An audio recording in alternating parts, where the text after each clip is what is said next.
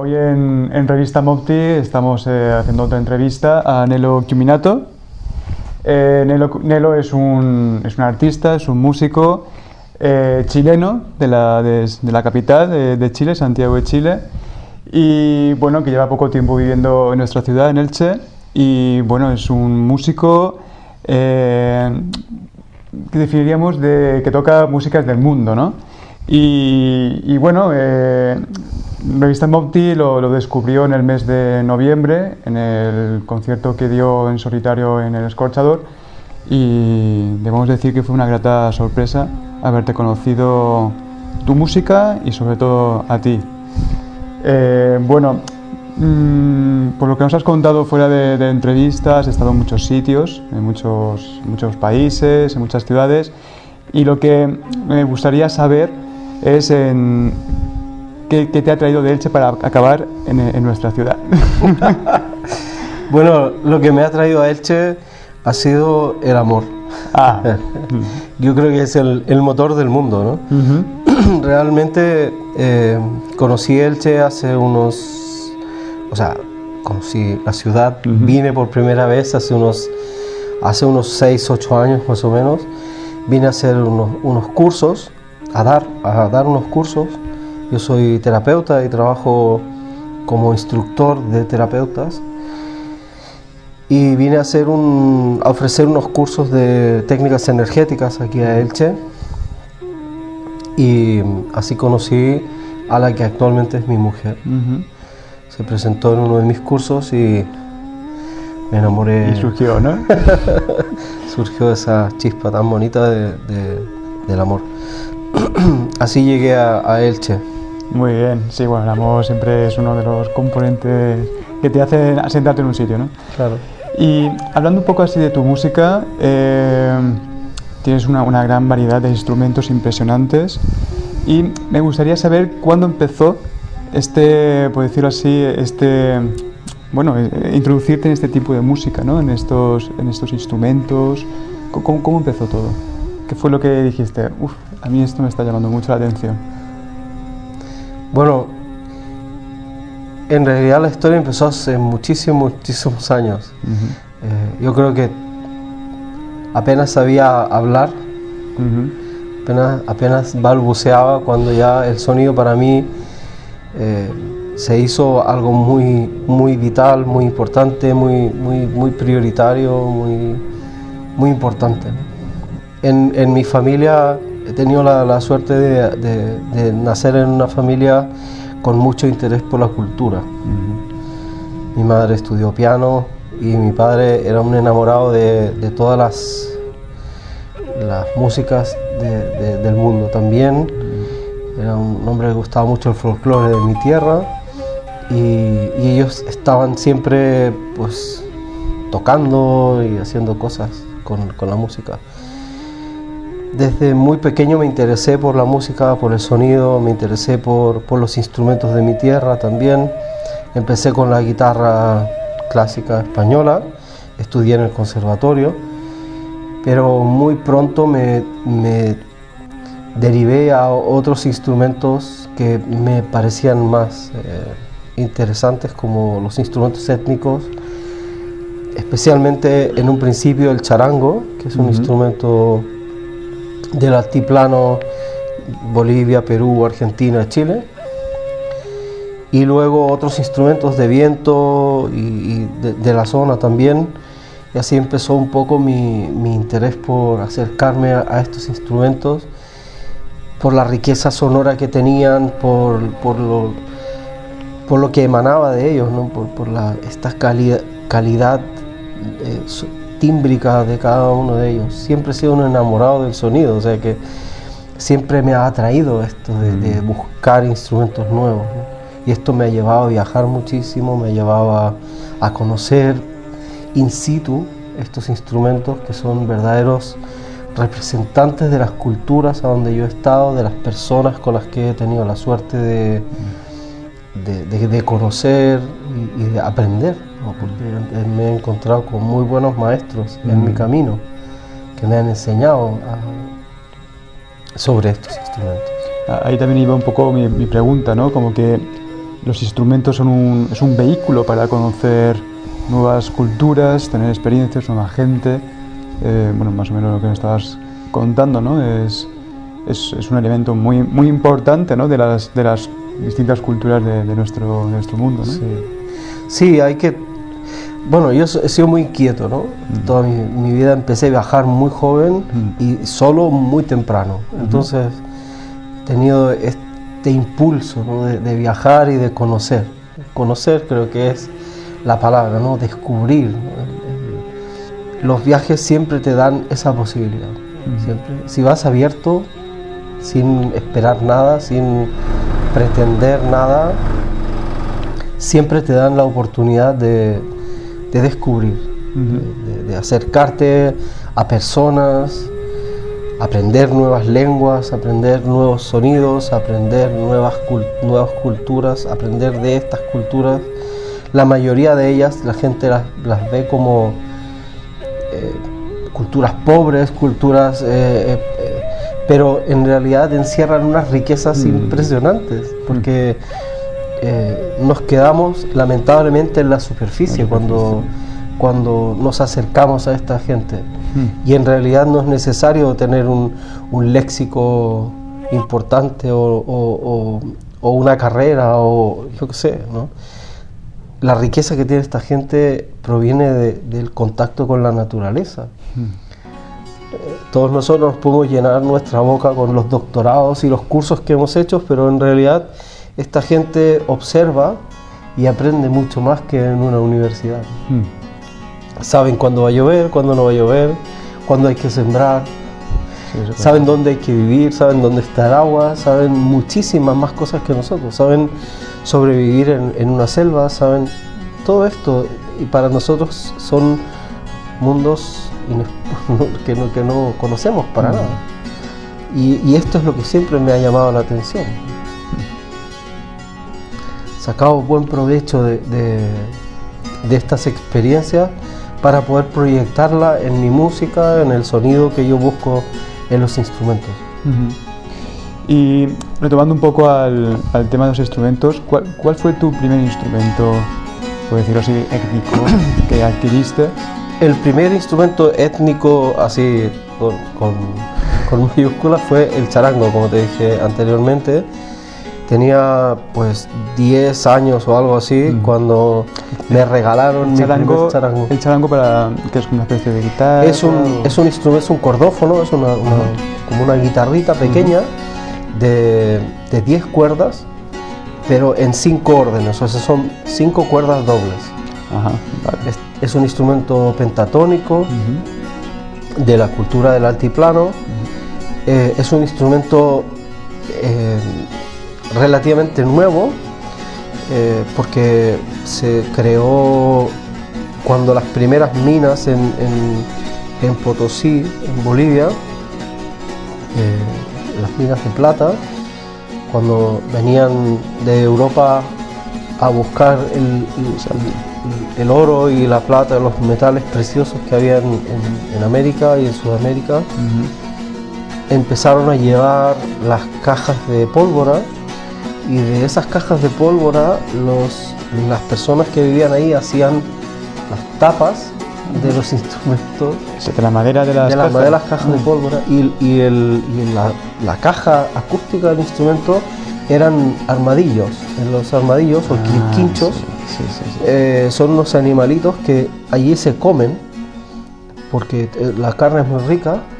Y bueno, es como aquí se comen los conejos, pues allá se comen los armadillos. Es lo mismo. Sí,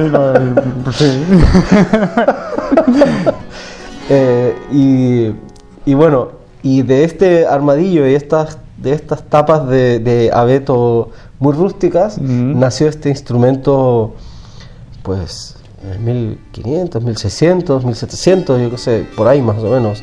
De hecho, es un predecesor de un instrumento europeo español que se llama vihuela. La vihuela es un antecesor de la guitarra, es de la familia del laúd. Todos los cordófonos europeos provienen del laúd árabe. Turco, ¿no? O turco, bueno, sí, del Mediterráneo, por la parte de abajo. Y esta vihuela es un instrumento en aquella época de 4 o de 5 órdenes, o sea de 8 o 10 cuerdas, y con este instrumento se tocaban unas piezas que se llamaban charangas, que actualmente todavía existen, las famosas charangas, ¿no? Sí, sí. Y estas charangas, que eran bailes y para la fiesta, vamos, fueron los que inspiraron el nombre de charango. Y el hecho de ser cuerdas dobles también proviene de la vihuela. El charango tiene cuerdas dobles igual que la vihuela, pues también viene de ahí. Este fue el primer instrumento que tuve en mis manos, no sé, de haber tenido 8 o 10 años, más o menos. Sí. Me acuerdo de unas navidades que mi padre me regaló mi primer charango, ¿no? Y empezó, ¿no?, la chispa. Sí, este fue el detonante, ¿no? ¿Cuál ha sido el instrumento que te ha costado más aprender a tocar? Hay instrumentos que son más difíciles técnicamente. Por ejemplo, ahora estoy estudiando uno que es la gaita escocesa, y es un instrumento que requiere mucha sincronicidad, ¿no? Mucha sincronía de movimientos y muchísima respiración, porque la gaita escocesa requiere mucho aire y tiene una técnica bastante complicada de digitar, sobre todo unos deslizamientos de dedos muy especiales que hacen que el instrumento tenga su historia, ¿no? Pero yo creo que siempre el más difícil es el último, ¿no? porque claro, es el que estoy estudiando. Claro. Porque tal vez técnicamente hay otros instrumentos que requieran una digitación más complicada, o yo sé, ¿no? Pero hay instrumentos que me han dado como más dificultades, pero a la vez es como un incentivo para aprender, ¿no? Hay otro instrumento que estoy aprendiendo ahora que es maravilloso, que es un instrumento muy antiguo de la época de Jesús, más o menos, hace unos 2000 o 3000 años más o menos, que tiene este instrumento que se llama duduk. Es un instrumento armenio. Es un instrumento de doble lengüeta que tiene una digitación muy limitada, pero que tiene un sonido espectacular y que actualmente se usa mucho en películas.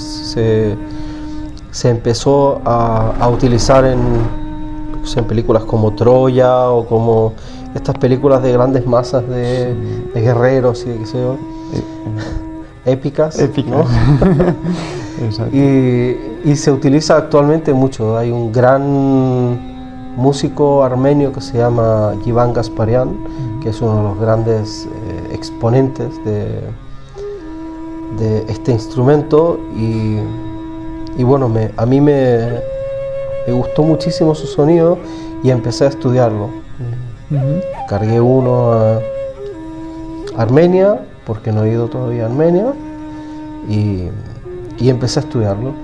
Te tengo que decir que la mayoría de los instrumentos que he estudiado, no la mayoría, algunos de los instrumentos que he estudiado los he estudiado de forma muy autodidacta, con 4 referencias que he conocido in situ en el país de origen, y el resto pues a fuerza de trabajar y de conocer y de aprender y de escuchar mucha música, porque en realidad tampoco soy un virtuoso de cada uno de esos instrumentos. En realidad no soy un buscador de sonidos, más que ser un experto en cada uno de ellos, ¿no? Pero sí me gusta mucho lo que vehiculiza el sonido de ese instrumento, el timbre, la frecuencia, las escalas. Cada instrumento tiene escalas o puede acceder a escalas diferentes, escalas orientales, escalas pentatónicas, etcétera, ¿no? Escalas armónicas, y especialmente los timbres son maravillosos, son timbres tan diferentes. Cada uno tiene sus características propias. Exacto. Y a eso también iba, ¿no? En relación al sonido de cada instrumento, el que más te ha te ha sorprendido? Porque nosotros en el concierto que tuviste en el Escorchador, claro, ese sonido que siempre salía de los instrumentos era una sorpresa, porque no sabías qué sonido iba a salir. Y me sorprendió mucho, aunque bueno, en la sociedad sí que se conoce, es este instrumento, no sé si voy a decir bien, el didgeridoo. Exacto, el australiano, que fue impresionante. Que en una sala pequeña ese sonido se expandió. Y entonces, claro, me gustaría saber qué instrumento, qué sonido, de qué instrumento te sorprendió más. El didgeridoo ha sido uno de los instrumentos que más me ha impresionado realmente. También fue una búsqueda ardua, porque me acuerdo que tenía unos 18 años más o menos cuando lo escuché por primera vez en una película de Werner Herzog, alemán, de cine neorrealismo alemán. Sí, sí. Él hizo una película que se llama El sueño de las hormigas verdes, que era una película muy contemporánea y muy rompedora. Y en la banda sonora de esa película aparecía el didgeridoo, pero no aparecía el didgeridoo, o sea, aparecía solo el sonido. Y eso me impresionó, realmente. Estaba escuchando la película y cuando acabé, fue en el Goethe Institut en Santiago de Chile, y tenía, 18 años, no creo que tenía más. Y me fui al que estaba pasando la peli y le dije, oye, ¿qué es esto que sonó en la película? Y el hombre no tenía ni idea, no sabía.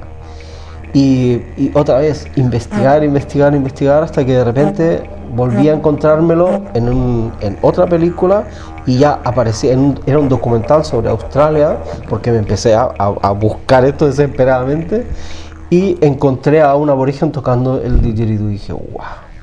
¿Qué pasa? Esto es impresionante. Es impresionante el tamaño y lo que hicimos, el sonido en sí. Y tuve la gran suerte, recién llegado aquí a Europa, vino un aborigen australiano a hacer un curso. Son estas causalidades que tiene la vida, ¿no? Cuando tú quieres algo y lo proyectas, pues aparece delante tuyo. Y tuve la gran suerte de aprender de un aborigen australiano este instrumento. Luego he tenido más maestros aborígenes también, australianos, pero este fue realmente mi primer contacto en esta vida con este instrumento y fue impresionante, Realmente me costó encontrarlo, pero cuando lo encontré le saqué el jugo y le sigo sacando. Me gusta muchísimo como instrumento. Es un instrumento onomatopéyico, o sea, es muy complejo. Fíjate que es un instrumento monótono, ¿eh? O sea, tú soplas, se produce una vibración en tus labios, esto hace de caja de resonancia y empieza a sonar. Es muy sencillo. Yo enseño a la gente a tocarlo porque además es un instrumento que nos transforma vibracionalmente a nosotros, nos provoca una serie de cosas que no conocemos muy bien. Y empecé a descubrir que en los instrumentos de viento también se puede cantar, en el interior de los instrumentos. Y esta técnica la he aplicado posteriormente a otros instrumentos de viento en los cuales jamás se ha cantado, como el moseño, como flautas eslovacas o lo que sea, ¿no? Creo que va a ser difícil responderme a esta pregunta por todas las experiencias y vivencias que has tenido. ¿Alguna anécdota que te gustaría remarcar? Te voy a contar una anécdota que en realidad para mí es el origen de mi interés por el sonido. Yo tenía unos 2 años más o menos cuando mi padre se fue a trabajar a Estados Unidos.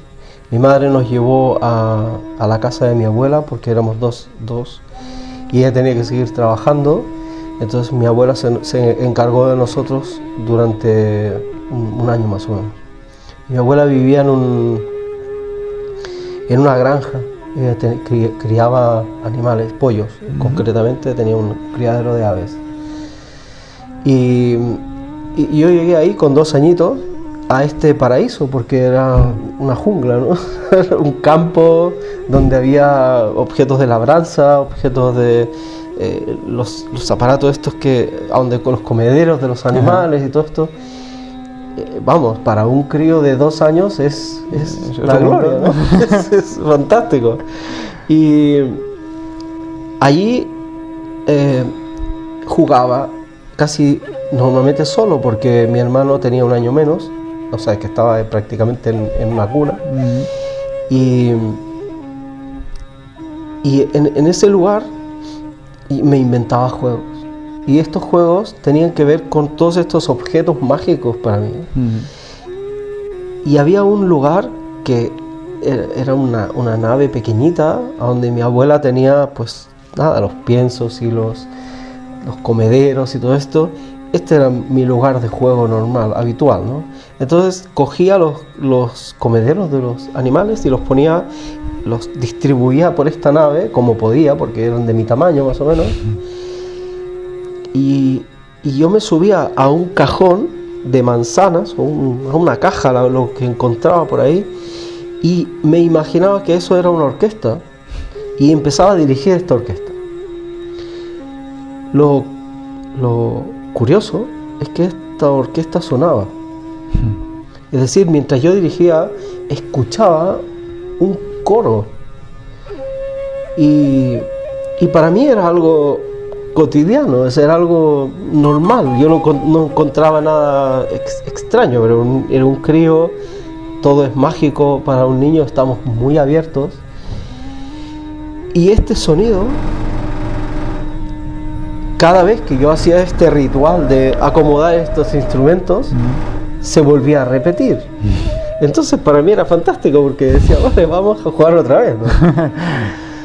Y esto quedó aquí, ¿no? Yo escuchaba este coro maravilloso y me pasaba horas, desaparecía, ¿no? Desaparecía el tiempo, desaparecía el espacio, y yo escuchaba esto, escuchaba, y no había más que para otra persona que estuviera viéndolo, un niño jugando con estos aparatos, ¿no?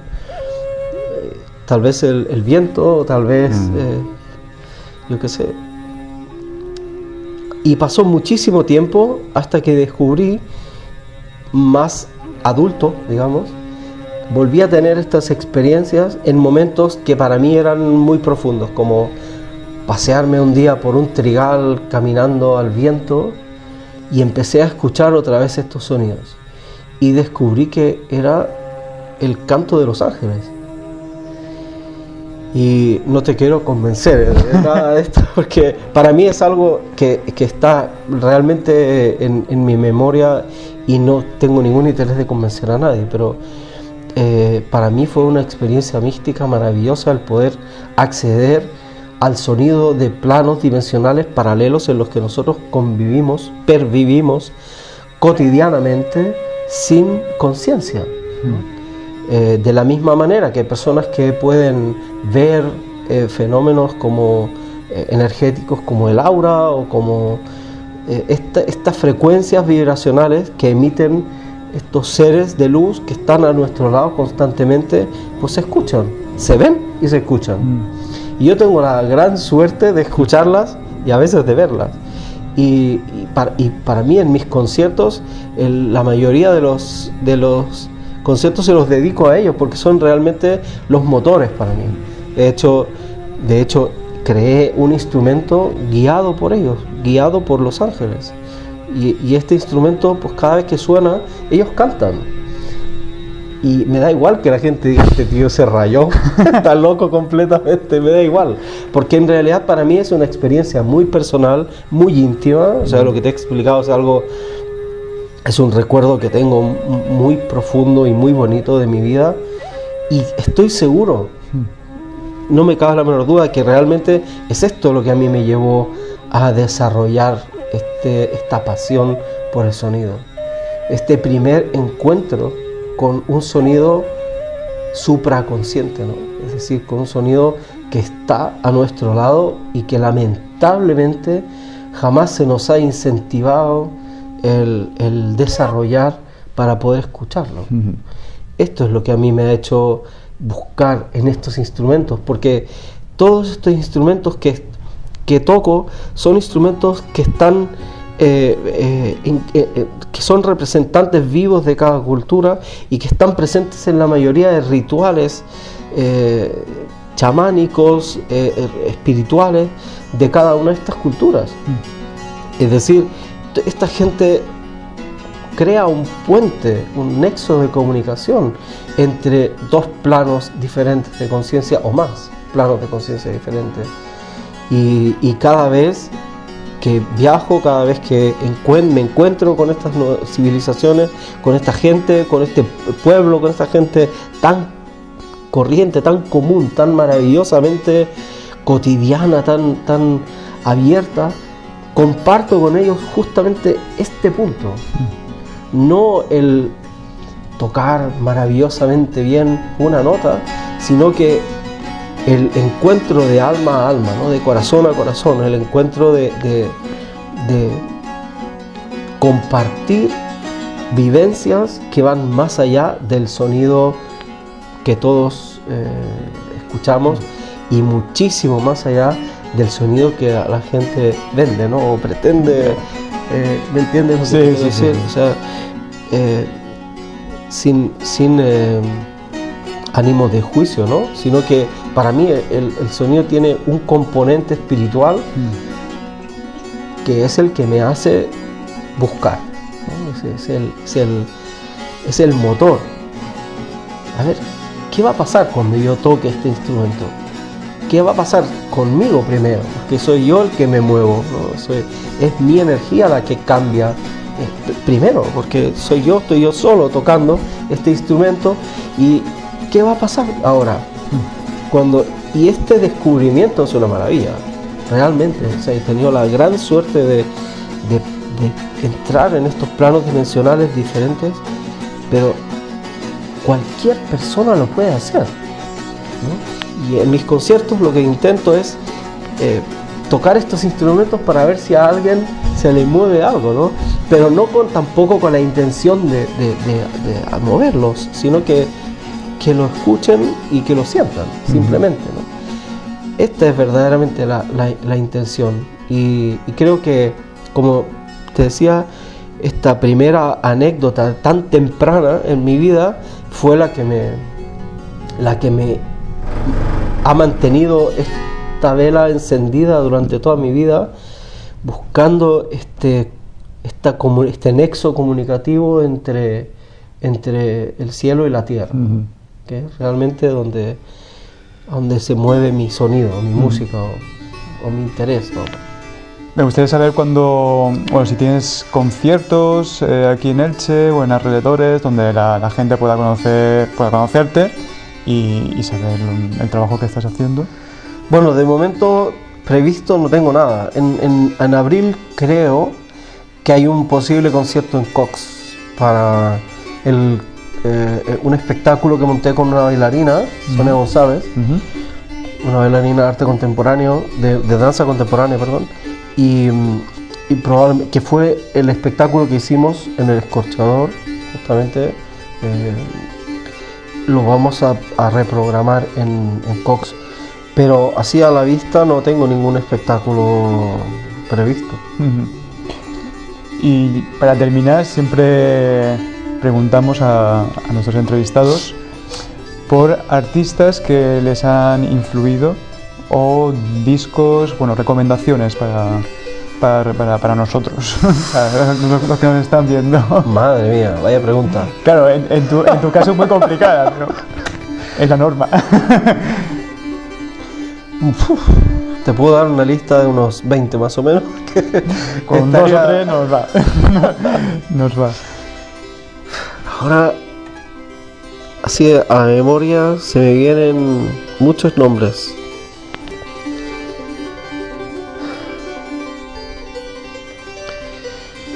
Gente que yo he visto personalmente en conciertos que me ha golpeado, o sea, que me ha dado un feedback bonito, es Nusrat Fateh, por ejemplo, un cantante sufí de Pakistán. Hariprasad Chaurasia, un flautista indio espectacular, que es un gran maestro de del Bansuri. Es que hay tanta gente que me da pena que nombre dos, ¿sabes? Pero bueno, aquí tienes a dos grandes exponentes de la música, ambos exponentes con mucha conciencia sobre lo que es el sonido espiritual, ¿no? El sonido sagrado, para entendernos. Los occidentales hemos fraccionado, mejor dicho, fracturado la música y la hemos separado de lo espiritual. No hay una conexión directa. Y este es mi camino, ¿no? Intentar volver a unir ese puente o reabrir ese puente entre el sonido, entre la música y lo espiritual. Este es mi verdadero interés con el sonido, porque va mucho más allá de qué bonita la música, ¿no?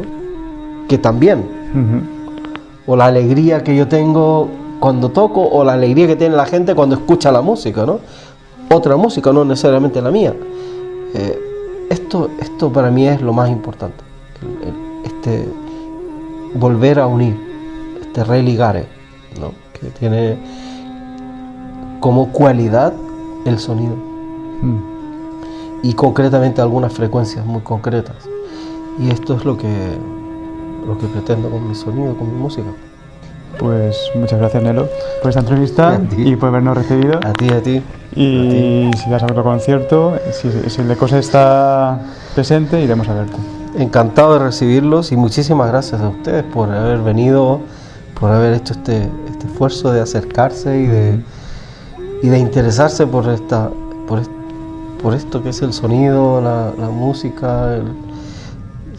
Para mí es un honor poder estar difundiendo esto, no mi trabajo, sino que esta columna, ¿no? de la que estamos hablando, que es este sonido sagrado. Un gusto.